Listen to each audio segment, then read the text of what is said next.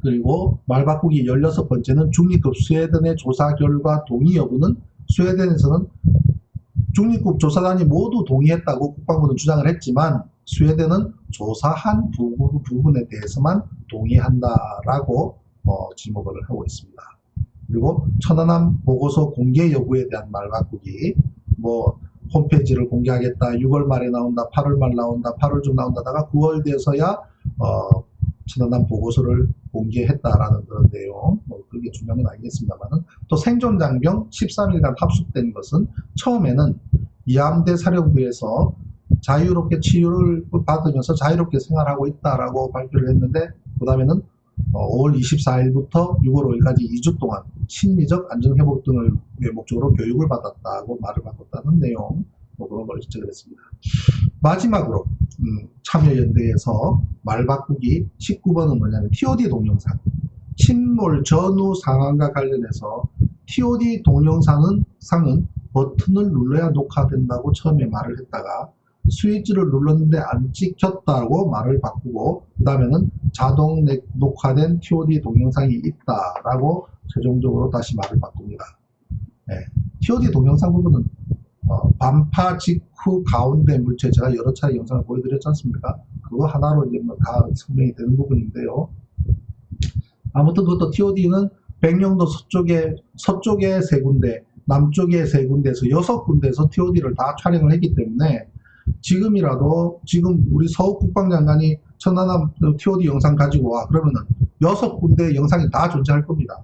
근데 전부 국가 기밀이다, 군사 기밀이다 라고 하면서 반파 직후의 영상 하나만 공개를 해놓고 전부 다 공개를 하지 않지요. 그걸 왜 정권이 바뀌었는데도 그러한 것을 달라고, 딴 거 뭐 있습니까? 교신기록, 사고 당시에 교신기록 하나만 다시 들어봐도 다 나올 거 아니겠습니까? 보고하고 그 긴박한 상황에서 보고됐던 생생한 음성이 다 그대로 있을 텐데요. 그래서 TOD 영상에 대한 말 바꾸기, 그리고 20번째로 천안함 함수에 부표를 설치했다라고 거짓말을 했지만 나중에 추를 매달아서 부표를 떨어뜨렸는데 잘려나가 소실됐다고 했다가, 그 다음에 부표를 함수 20m 근처에서 던졌지만 천안함에 직접 연결된 것은 아니다라고 또 말을 바꿉니다. 뭐 그런 사실이 없으니까요. 부표가 중요한 게 아니라 함수가 떠 있는 동안에 잡아야죠. 세월호도 마찬가지입니다만, 선수 부분이, 뭐 군함은 함수고 일반 배는 선수입니다만은, 물 위에 떠 있다는 말은 그만큼 내부의 공기가 여전히 존재한다는 걸 의미하는 것이고, 특히나 선박의 앞부분에는 절대적인 타이트 공간이 있기 때문에, 즉 완전히 수밀된 공간이 있기 때문에 언제든지 충돌은 할 수 있으면, 충돌은 주로 앞부분이 충돌을 많이 하니까 거기는 완벽하게 타이트 되는 공간을 만들어 둬서 만약에 앞에서 충돌을 하더라도 뒤로 침수가 일어나지 않도록 하는 공간이 있습니다. 그 부분이 부력을 작용하기 때문에 천안함도 16시간 이상 떠 있을 수 있었고, 세월호도 전복된 이후에 상당 시간 떠 있을 수 있었는데, 그때는 옆에 바지선이든 어떤 배든 군함이 한두 척이 가서라도 바로 좌우로 붙어서 로프로 묶으면 더 이상 안 가라앉습니다. 더 이상 가라앉지 않습니다. 그러면 잠수부가 들어가서 구조하기도 편하고 작업하기도 쉽고 그렇지 않습니까? 안 했잖아요. 천안함도 안 했고 세월호도 안 했지 않습니까? 그건 뭡니까? 그대로 가라앉도록 내버려 둔 겁니다. 그래서 함수 부표 설치 논란은 그 자체보다는 선수를 잡지 않았던 것에 대한 문제, 그리고 천안함이 백령도 내해로 운항했던 이유 부분에 대해서도 여러 차례 말 바꾸기 했다는 얘기입니다. 처음에는 이것이 경비구역 내에 정상적으로 수행하고 있었다고 했다가, 그 다음에 풍랑이 아주 심했기 때문에 그쪽 섬 부근으로 갔다고 했다가, 그 다음에 특수 임무 수행이나 피항이 아닌 이함대에서 지시한 경비구역에서 정상적 임무 수행했다고 몇 차례 말을 바꿨다는 내용을 21번째 말 바꾸기로 참여연대는 지적을 했습니다. 그리고 22번째, 69시간 생존 가능성을 얘기를 했습니다. 69시간 생존 가능성. 희망 고문을 한 거죠. 69시간 생존 가능성을 얘기하면서 수색하는 것처럼 거짓말을 했지만, 첫 이틀 동안 어땠습니까? 첫 이틀 동안 제3의 부표에 올인해서 거기 가 있었단 말이에요. 그건 나중에 국방장관도 실토를 했지만, 처음에 한미가 한미에서 전원 구조할 수 없었다는 것은 누구나 다 아는 내용이에요. 저도 그렇게 생각했으니까요. 천안함은 잠수함이 아니거든요. 네, 천안함은 잠수함이 아니에요. 반파되어서 침몰했기 때문에, 더구나 한미 쪽은 엔진이라든지 가스터빈이라든지 그런 기계들이 있기 때문에 굉장히 무겁죠. 그러면서 그것은 바로 물속에 들어가게 되면 군함은 여기저기 접어 뻥뻥 뚫려 있습니다. 침실이라고 하더라도 위쪽으로 케이블들이 막 지나다니기 때문에 여기저기 뚫려 있겠으니까 바닷물이 차는데 불과 3분, 4분, 3, 4, 5분이면 다 그냥 바닷물이 차버립니다. 그럼 헤엄쳐서 나오지 않는 한 생존 가능성은 굉장히 희박한 거죠. 세월호는 상황이 다르죠. 배가 반파된 것도 아니고 침몰된 것도 아니고 완전히 뒤집어졌기 때문에 많은 공기를 안고 들어가기 때문에 에어포켓이 존재했다고 보는 거고요. 예, 그래서 69시간 생존 가능성, 또 70몇 시간으로 한번 말을 바꾸기도 했죠. 심지어 뭐 연돌 쪽으로 공기를 주입한다고 하는 퍼포먼스까지 거짓말을 했었지 않습니까? 그죠? 그게 말 바꾸기 22번째에 해당합니다. 그리고 23번째 말 바꾸기.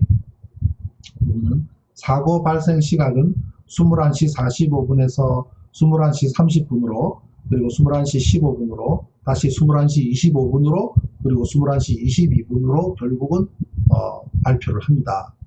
그런데 천안함 감사원에서 감사 결과 합참이 사고 발생 시간을 9시 15분으로 보고를 받고도 임의로 니은자를, 일자에다가 니은자를 그려서 9시 40분으로 5분으로 수정해서 보고했다는 것이 드러났고 감사원이 발표를 했지 않습니까? 여기서 중요한 것은 21시 15라는 존재, 21시 15분이라는 존재가 얼마나 중요한 것인지 여기서도 드러나고 있습니다만은 21시 15분은 최초 상황 발생 이라고 장교가 최초 상황 일지를 MBC에 제공했지 않습니까? 그죠? 예, 제공까지 하면서 그것이 진실이다라는 것을 실토를 했는데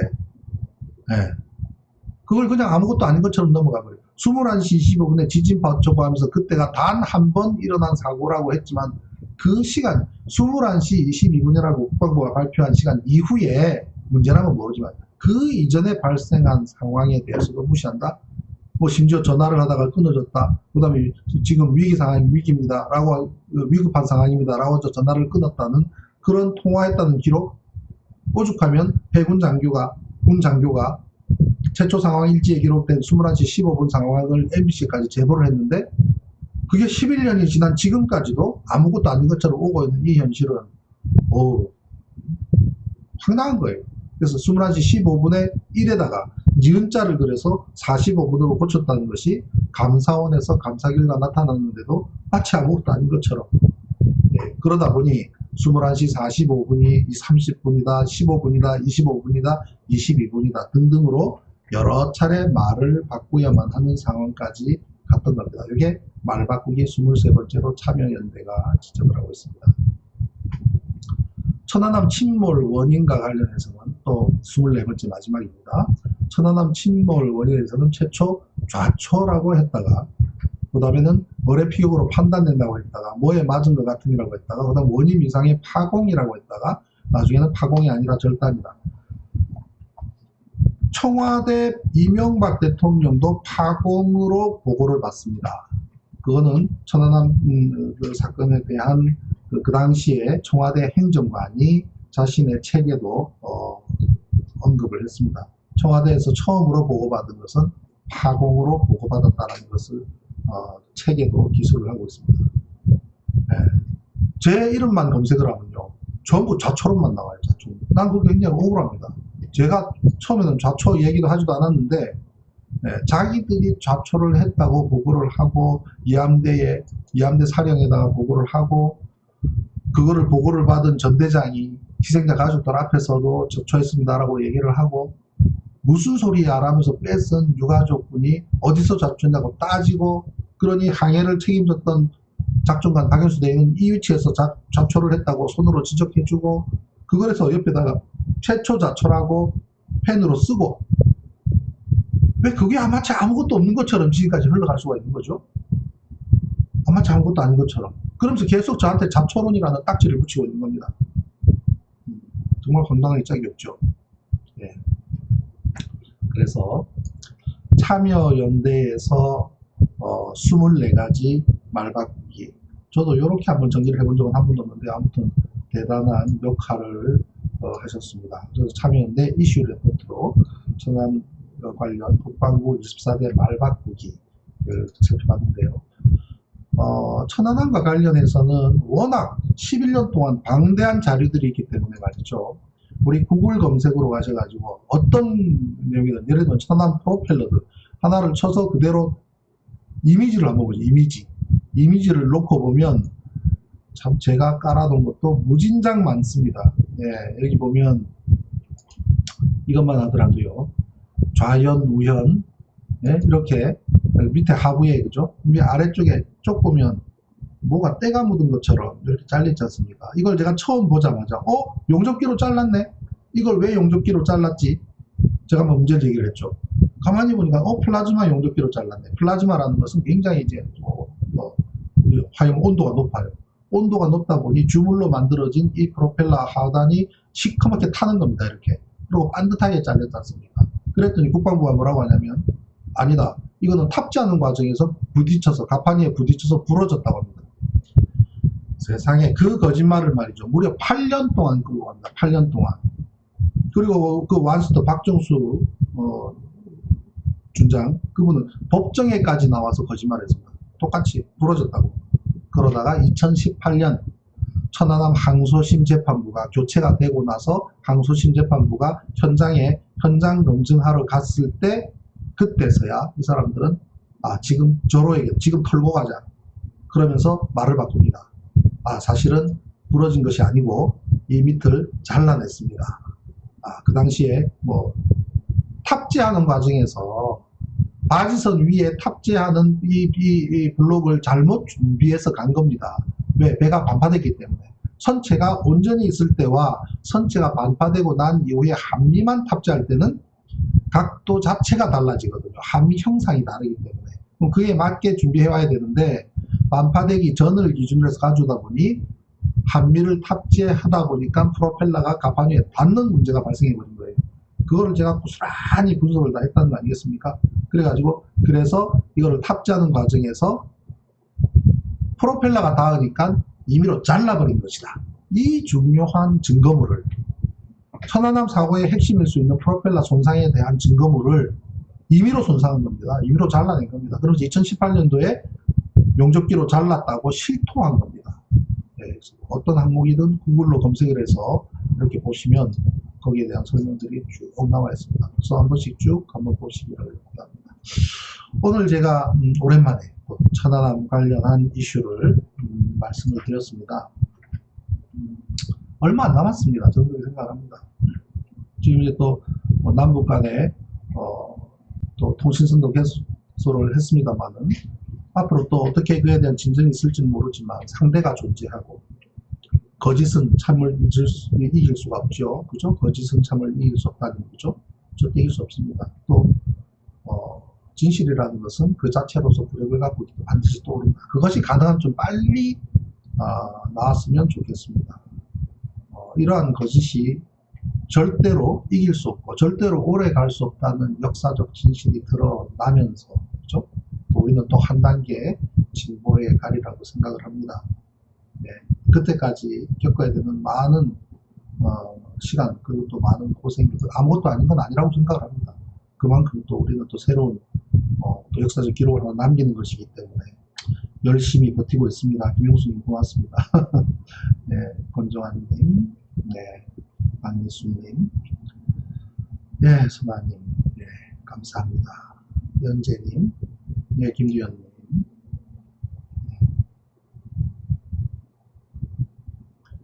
네, 반빈달님, 네, 고맙습니다.